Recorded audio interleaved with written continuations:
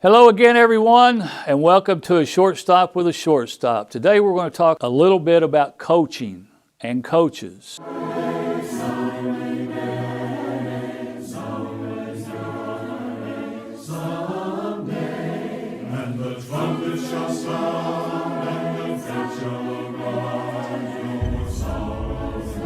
When I played in high school, I had two very good coaches in baseball and football. One of them's name was Charlie Atkins.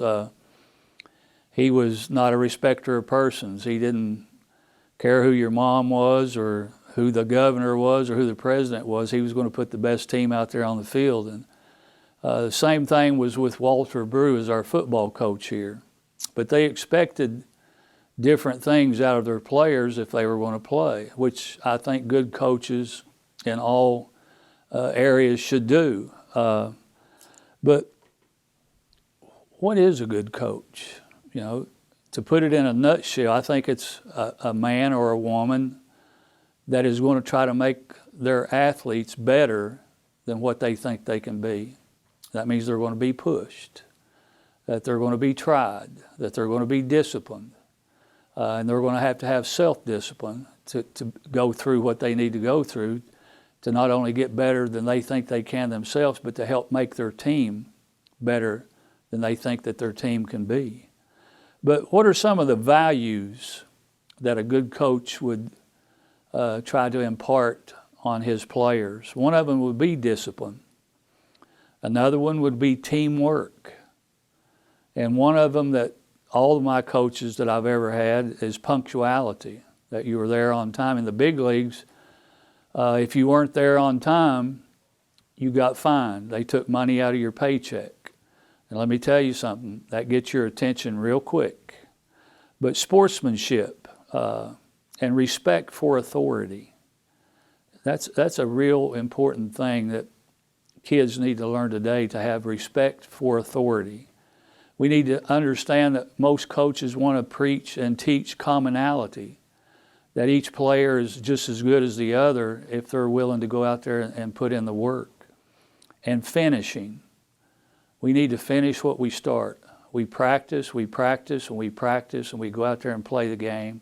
And we want to finish the game, but not only that, we want to finish the season, and we want to finish strong as we possibly can. I also played for Frank Robinson, I played for Chuck Tanner, and I played for Tony La Russa. And all these men were good men, and they tried to instill fairness. They tried to instill family values. They didn't just coach their players to play baseball, but they coached them to try to understand what life was about. And I think that's what a good coach does, not on any level.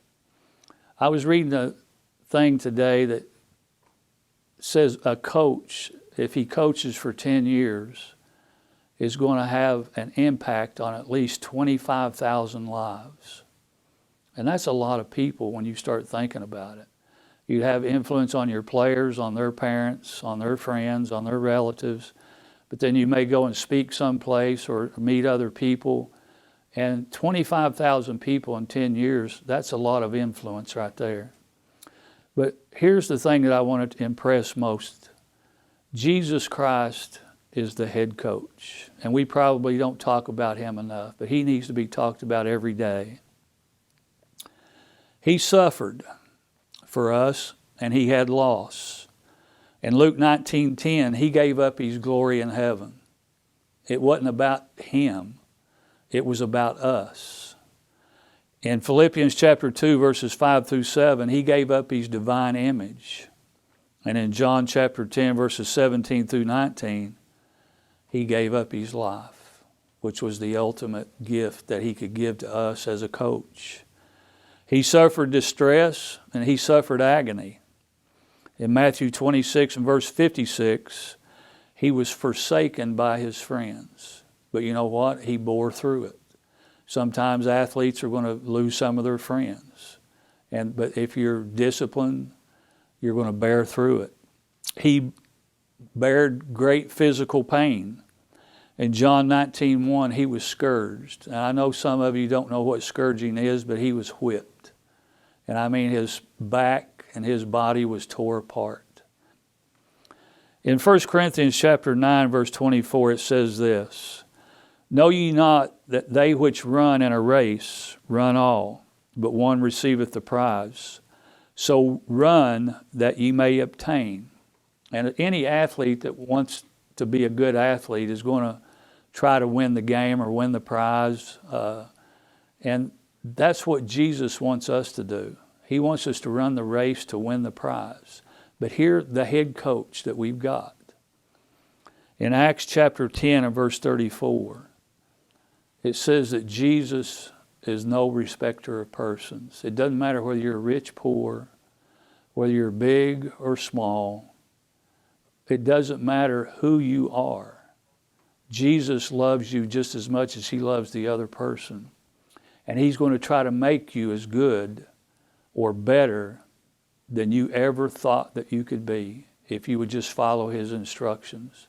He's the head coach. He's the head shepherd. He's the Lord of Lords. And he's the King of Kings.